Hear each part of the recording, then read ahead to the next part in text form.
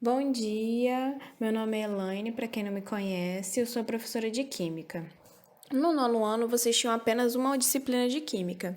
Agora, no primeiro, a Química ela vai ser dividida entre Química 1 e Química 2, onde a parte de Química 1 vocês vão estudar a parte inorgânica da matéria, as transformações, as reações, todas as mudanças que acontecem com a matéria. Já na Química 2, vocês já vão aprender a calcular o excesso, o produto, o reagente, o rendimento e assim por diante que acontece dentro de uma reação química, onde ocorre a transformação da matéria. Então, nessa aula, nós vamos começar por Química 1, volume 1, módulo 1, aspectos macroscópicos da matéria. Antes da gente começar, a gente tem que primeiro entender o que é a química, tá? A química nada mais é do que a ciência que vai estudar a composição, a estrutura, a propriedade da matéria, tá? As mudanças que ocorrem na matéria, tá? As reações químicas e a relação com a energia que é envolvida para essas reações químicas acontecerem.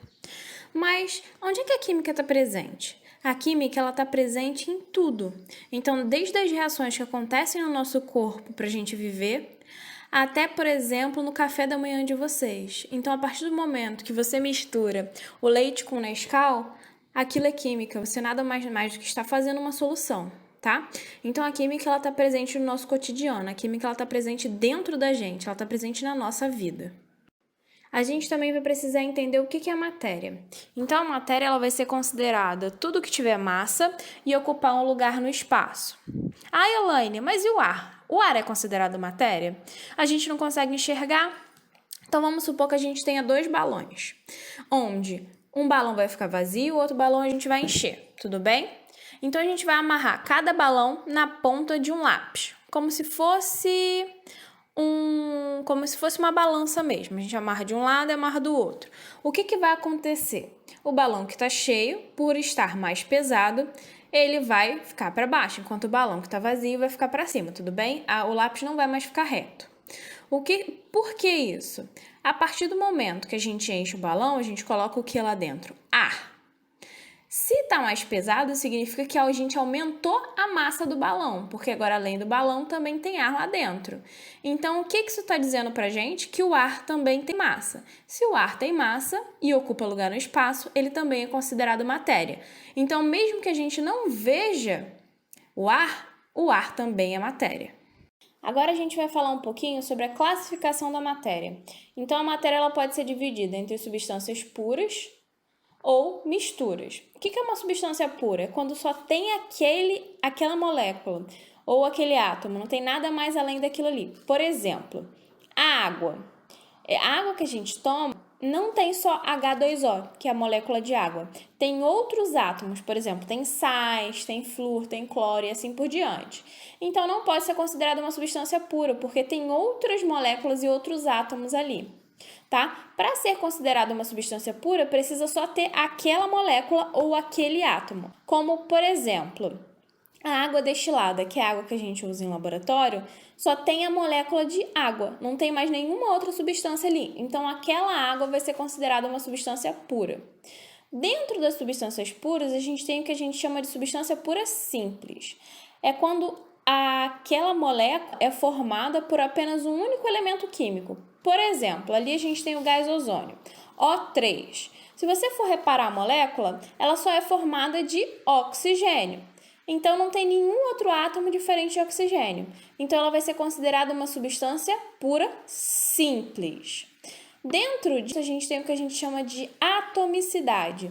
O que seria a atomicidade? Tá? Vai indicar a quantidade de átomos presentes na molécula. Então, por exemplo, se a gente for reparar no ozônio, ali está escrito O3. Esse 3 está dizendo o quê? Que tem 3 átomos de oxigênio. Então, o que significa 3? 3 seria tri. Então, ele é um triatômico. Por quê? Tem 3 átomos. Então, se a gente for olhar ali nos exemplos de substâncias simples que tem aqui embaixo, o H2, ele é um diátomo porque tem 2, o N2 é um diátomo porque tem 2, o O2 é um diátomo porque tem 2 e o O3 é um triátomo porque tem 3. Tudo bem? Dentro da substância simples pura, a gente também tem o que a gente chama de alotropia. O que é alotropia? É quando a gente tem as substâncias simples, e essas substâncias simples, mesmo que elas sejam formadas do mesmo elemento químico, elas apresentam propriedades completamente diferentes. Então, por exemplo, aqui a gente tem o O2 e o O3, o gás oxigênio e o gás ozônio. Se vocês forem reparar, a única diferença entre eles é que um tem um oxigênio a mais. A partir do momento que isso acontece, muda totalmente a propriedade deles. Então, ponto de fusão, ponto de ebulição e assim por diante. É completamente diferente. A gente tem também um bom exemplo que seria o carbono grafite e o carbono diamante. Os dois são formados de carbono. Os dois têm a mesma quantidade de carbono. Qual é a diferença? A estrutura. O rearranjo das moléculas são diferentes, o que torna essas substâncias completamente diferentes. Então, a gente não pode comparar o grafite que a gente usa numa lareira com um diamante, por exemplo, porque a estrutura deles é diferente, consequentemente, mudou todas as propriedades dessas substâncias. Dentro da substância pura, a gente tem também o que a gente chama de substância pura composta. Isso vai acontecer quando aquela molécula for formada em mais um átomo. Então, vai ter 2, 3, 4 átomos diferentes dentro daquela molécula, tudo bem? Então, aqui a gente tem um exemplo do CO2. A gente tem o átomo de carbono e tem um átomo de oxigênio. São dois átomos diferentes. Consequentemente, a gente chama de substância composta. Se vocês forem lembrar no português, a gente fala, por exemplo, que o nome é composto quando ele vem com dois nomes. Então, vamos lá. João Roberto. São dois nomes juntos, tudo bem? Então, a gente fala que aquele nome é composto, porque tem João e tem Roberto. Aqui é a mesma coisa, só que a diferença vão ter dois átomos diferentes. Ai, Elaine, mas como é que eu vou saber que dois átomos são diferentes? Repare só. Se você for reparar, os dois estão na letra maiúscula. Então, toda vez que tiver os símbolos das letras na letra maiúscula, significa que os átomos são diferentes. Se tiver um na letra maiúscula e um minúsculo, significa que faz parte do mesmo nome. Tudo bem? Agora nós vamos ver a mistura. O que é considerado uma mistura? É quando a gente tem mais de um átomo ou mais de uma molécula misturada. Então foi o que eu falei, por exemplo, da água. A água que a gente toma não pode ser considerada uma substância simples. Ah, Elaine, mas por quê? Porque a água que a gente toma, ela não tem só a molécula de H2O, a molécula de água. Ela tem sais minerais, ela tem flúor, tem cloro e assim por diante. Então, ali é considerada uma mistura, tá bom? Então, dentro da mistura, nós temos duas opções, a mistura homogênea e a mistura heterogênea. Qual é a diferença? A mistura homogênea vai ser aquela mistura que você vai olhar para ela e vai enxergar apenas uma fase. Você não enxerga a divisão das substâncias que tem ali. Como, por exemplo, se a gente misturar água com álcool, a gente consegue enxergar uma divisão? Não. Então, vai ser considerada uma mistura homogênea, de apenas uma fase. Já a mistura heterogênea é quando a gente olha a mistura e a gente consegue realmente enxergar a divisão das substâncias. Por exemplo, se a gente misturar a água com o óleo, a gente vai enxergar uma divisão, tudo bem? Porque a água e o óleo não vão se misturar. Então, o óleo vai vir em cima, porque a densidade dele é menor, e a água vai vir por baixo. Agora, nós vamos ver um pouquinho dos fenômenos naturais. Então, os fenômenos naturais são divididos entre os físicos e os químicos. Qual a diferença? Um fenômeno físico é quando ocorre a transformação na estrutura física da matéria, só que não vai mudar a composição química. Como assim? Vamos supor que eu tenho uma pedra de gelo. Estava lá no meu congelador, eu tirei aquela pedra de gelo do congelador e coloquei aqui em cima da mesa.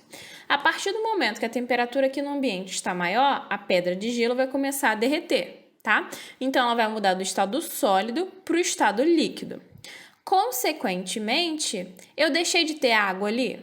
Não. Se passou do sólido para o líquido, só mudou o estado, mas não deixou de ser água. Então, não mudou a composição química. Então, esse é um processo, é um fenômeno físico, tá bom? Então, dentro dos fenômenos físicos, a gente tem justamente o que a gente chama de mudança de estado físico.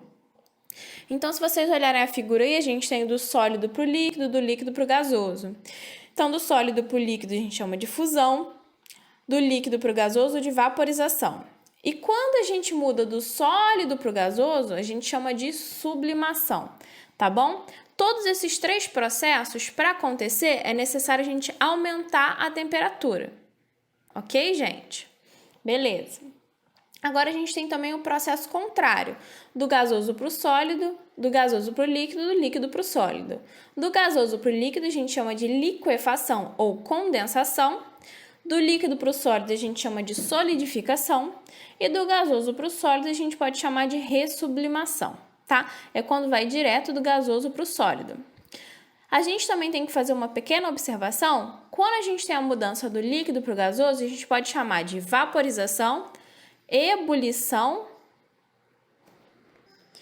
ou calefação. A vaporização, por exemplo, é aquele processo que vai acontecer de forma natural. Um exemplo disso é quando a gente coloca a roupa no varal. A água que estava na roupa vai embora, não vai? Ela passa do estado líquido, que é o que está na roupa, e vai para o ar, que seria o gasoso. Então, isso acontece de forma natural, a gente não intervém. Já a ebulição é, por exemplo, quando a gente coloca uma panela de água no fogo. Vai chegar um momento que aquela água vai evaporar todinha e vai acabar ali na panela. Então, a gente chama de ebulição, porque a gente interferiu para acontecer. Calefação já é quando o líquido, por exemplo, vai entrar em contato com uma superfície bem quente e vai entrar em processo de ebulição muito rápido. Por exemplo, se a gente pegar o ferro de passar roupa ou até mesmo uma frigideira e jogar um pouco de água, vocês vão ver que vai fazer tsh. Por quê? Porque está passando bem rápido do estado líquido para o gasoso, porque ele está muito quente. Agora nós vamos falar um pouquinho do processo químico, tá? Então, esse fenômeno químico é quando tiver a alteração na composição da matéria. Por exemplo, se a gente queimar papel, o papel vai voltar a ser papel de novo? Não, ali aconteceu uma reação química, onde o papel se transformou em carbono, tudo bem? A partir do momento que a gente queima. Ou vamos supor que eu tenho uma bicicleta, e minha bicicleta começou a enferrujar. Aquele metal ali que está começando a enferrujar, está começando a oxidar, ele não vai voltar a ser metal de novo, tá? O máximo que a gente pode fazer é lixar, passar. Se ele enferrujar completamente, ele não volta a ser metal de novo. A gente consegue fazer um tratamento, mas ele não volta a ser metal de novo. Então, o processo químico é quando ocorre a mudança na composição da matéria. Então, a matéria era uma coisa e vai virar outra completamente diferente. Já o físico é quando ocorre uma transformação no estado físico da matéria, mas não muda a composição, que foi aquele exemplo que eu falei. Se o gelo derreter, ele não vai deixar de ser água. Agora nós vamos falar um pouquinho das propriedades da matéria. Então, vamos começar com as propriedades gerais da matéria. Então, a primeira seria inércia. O que a inércia é? Toda matéria que tende a permanecer em seu estado de movimento ou repouso até que uma força externa atue sobre ela. Então, vamos supor que a gente tem uma borracha. A borracha está parada. A borracha ela só vai entrar em movimento a partir do momento que eu vou mexer na borracha. Tudo bem? Então, ela estava em repouso. Se eu não mexer nela, ela não vai se mexer, ela vai continuar parada. Então, eu sou a força externa que vou agir em cima da borracha para fazer com que a borracha se mexa. A mesma coisa seria, por exemplo, um carro em movimento. Então, um carro está andando. Vamos supor que ele está em alta velocidade, deu problema no freio dele, ele está indo. A única coisa que vai fazer ele parar, por exemplo, é se tiver um obstáculo. Então, vamos supor que ele vai bater no muro. Aí ele vai parar, tudo bem? Porque o muro foi a força externa que fez com que ele parasse. Agora, a gente também tem a massa, tá? Essa propriedade vai permitir a medição da quantidade da matéria. Então, massa vai medir a quantidade de matéria que tem ali. A gente tem a extensão. Então, toda matéria vai possuir uma extensão. Então, toda matéria vai ocupar um lugar no espaço, tá bom? Então, vamos supor, uma borracha ocupa um lugar no espaço X. Agora, uma cama vai ocupar um espaço maior que uma borracha, porque tem uma maior quantidade de massa, tá bom? Impenetrabilidade. Então, uma matéria ocupa determinado lugar no espaço, de forma em que nenhuma outra matéria pode ocupar o mesmo lugar no mesmo instante. Então, se eu tenho uma borracha aqui, eu não posso colocar a mesma borracha ocupando o mesmo espaço. Ela vai ficar em cima, mas ela não vai ocupar o mesmo espaço, por exemplo, que ela estivesse na mesa. Compressibilidade. Ao receber a ação de uma força, todo o corpo diminui seu volume. Isso é muito comum nos gases. Então, a partir do momento que a gente coloca uma pressão no gás, ele diminui o volume dele. A partir do momento que a gente diminui a pressão, ele aumenta o volume dele, ele vai expandir. Elasticidade. Então, toda vez que a gente, por exemplo, aplicar uma força num corpo e esse corpo esticar, ele sempre vai voltar para o seu estado original. Por exemplo, vamos supor uma xuxinha de cabelo, tá? Então, vamos supor que a gente puxa a xuxinha de cabelo. Sabe que quando a gente parar de exercer a força, que seria puxar a xuxinha, ela vai voltar para o seu estado original. Divisibilidade. Então, toda matéria é divisível, de forma que toda porção de matéria é constituída de porções cada vez menores. Então, essa parte aqui vai falar que a matéria é totalmente divisível. Então, existem partes menores da matéria. A matéria não é a menor parte que existe. Existem coisas menores ainda que a matéria. E descontinuidade. Ela vai estar relacionada com a divisibilidade, tá bom? Então, por menor que seja o corpo, sempre vai ter um espaço entre eles. Então, sempre vai ter um espaço entre as matérias.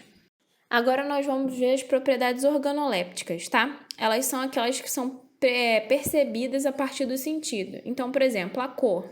Então, a matéria pode ser colorida ou pode ser incolor, tá bom? Então, está relacionada à nossa visão, a como a gente enxerga a matéria. Tem também o brilho, que vai dizer respeito à capacidade da matéria de refletir a luz, por exemplo, nos espelhos, tá? A gente tem o sabor. Então, a matéria ela pode ter sabor, então pode ser sápida ou insípida. Insípida é quando não tem sabor. E o odor. Então, a matéria ela pode ser odorífera, quando a gente sente o cheiro, ou inodora, quando a gente não sente o cheiro. Agora a gente vai ver um pouquinho das propriedades físicas, tá? São aquelas que a gente não consegue perceber pelos nossos sentidos. Então, por exemplo, temperatura de fusão ou congelamento. Cada matéria ou cada elemento químico vai ter o seu ponto específico onde ele vai passar do estado sólido para o estado líquido. Por exemplo, a água, ela para passar do estado sólido para o líquido, ela precisa chegar a 0 graus, tudo bem? Em 0 graus, a água passa do estado sólido para o estado líquido. Então, cada matéria ou cada elemento químico vai ter o seu ponto de fusão e ebulição diferente, tá bom? Não é o mesmo valor. Cada um tem o seu ponto. A gente também tem a temperatura de ebulição ou condensação. Então, cada matéria vai possuir uma temperatura específica na qual ela vai mudar do estado líquido para o gasoso. Então, por exemplo, a água.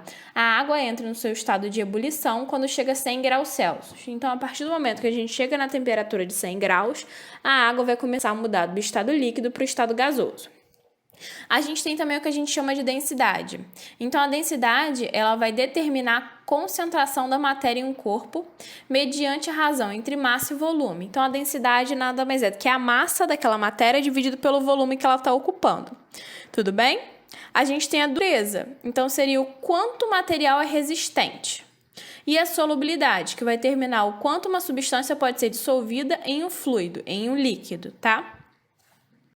Agora a gente vai analisar um pouquinho dos gráficos. Então, a primeira coisa é o gráfico de uma substância pura. O que a gente pode reparar? Que toda vez que a gente tem um gráfico de uma substância pura, o ponto de fusão e o ponto de ebulição de substâncias puras são constantes. Como assim?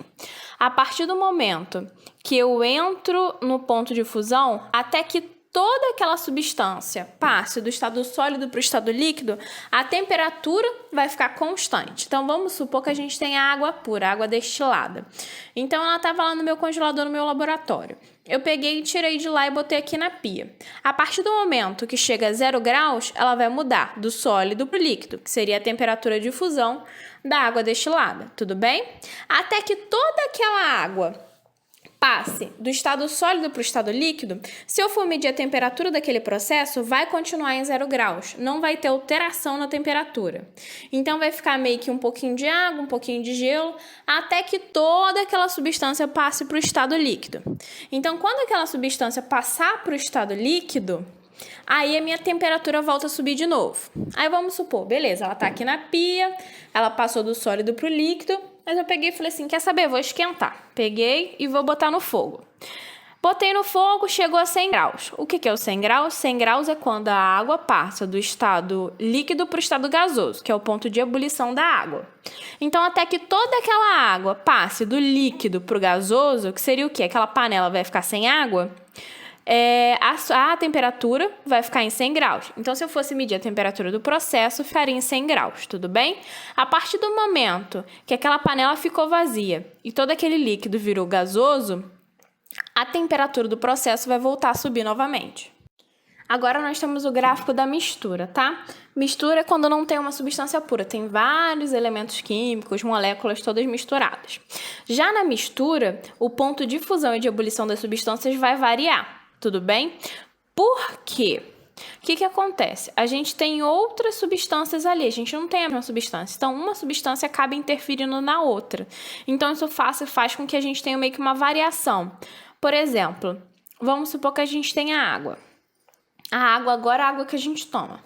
A água ela não vai mais entrar em ponto de fusão a 0 graus. Vamos supor que ela vai entrar a menos 1 graus e fique até 8 graus mudando do estado sólido para o líquido. Agora a gente vai ter uma variação de temperatura, tá bom?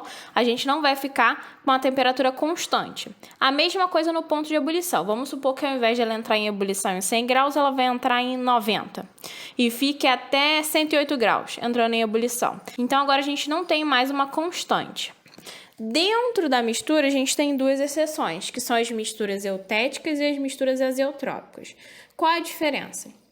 Misturas eutéticas é quando a substância ela vai se comportar como uma substância pura no ponto de fusão. O que significa isso? Que no ponto de fusão, aquela substância vai permanecer com a temperatura constante e no ponto de ebulição vai ter uma variação. Já nas misturas azeotrópicas é o contrário. Então, a mistura ela vai se comportar como uma substância pura no ponto de ebulição. Então, o ponto de fusão vai ser uma temperatura variável e o ponto de ebulição vai ser uma temperatura constante, vai ficar fixo. Agora vamos aos exercícios. Agora vamos fazer os exercícios da página 296 conceituais. Número 1. Dentre os gases citados a seguir, aquele que corresponde à substância composta é simbolizada por. Então, a gente tem que entender a diferença entre uma substância simples e uma substância composta. Então, uma substância simples é quando é formada de apenas um átomo, então não tem nenhum outro átomo diferente daquele. Como a gente enxerga? Pelo símbolo, tá bom? Então, se não tem nenhum outro símbolo diferente, a gente já sabe que é uma substância simples. Já as substâncias compostas são formadas por mais de um átomo. Então, nesse caso aí, aqui tem a substância composta, seria a letra D. Ah, Elaine, mas eu fiquei na dúvida entre a C e a A também, porque tem outros símbolos ali. O que acontece? Lembra que eu falei? Quando a gente está com a letra representada em letra maiúscula, significa que são átomos diferentes. Quando está representado em letra minúscula, por exemplo, HE, o E está com uma letra minúscula, então significa que faz parte do mesmo nome. Então, o símbolo do HE é HE mesmo, que é hélio, tá bom? O KR é a mesma coisa. Como o R é minúsculo, não é outro átomo diferente, faz parte do mesmo símbolo. Então, seria o criptônio, por exemplo, KR. Já lá na letra D, a gente tem o C maiúsculo e o O maiúsculo. Então, significa que são dois átomos diferentes. Se tem dois átomos diferentes, é uma substância composta. Questão 3. Os pontos de fusão e ebulição de uma substância são propriedades fundamentais para a determinação do estado físico dela. A seguir, são listados os pontos de fusão e ebulição a nível do mar de algumas substâncias químicas de uso industrial. Então, a gente tem o ácido sulfúrico, hidróxido de sódio, cloreto de potássio e óxido de enxofre. Determina o estado físico de cada substância a temperatura ambiente 25 graus Celsius. Então, a primeira coisa que a gente tem que saber é lembrar que ponto de fusão é quando a substância muda do estado sólido para o estado líquido e ponto de ebulição é quando a substância muda do líquido para o gasoso. Como a gente faria essa questão? A maneira mais fácil é vamos supor que a gente desenha uma régua, tá? Então, a gente tem uma régua. Aí, nessa régua, a gente vai marcar o ponto de fusão, que é o 10, vamos supor, do ácido sulfúrico, e o ponto de ebulição, que é o 337. O ponto de fusão é quando a substância muda do estado sólido para o estado gasoso. Então, antes do 10, que seria o ponto de fusão do ácido sulfúrico, a substância vai estar no estado sólido. Depois do número 10, a substância vai estar no estado líquido. A mesma coisa para o ponto de ebulição. Então, o ponto de ebulição é a mudança do estado líquido para o gasoso. Então, antes de 337, a substância vai estar no estado líquido. Depois, ela vai estar no estado gasoso.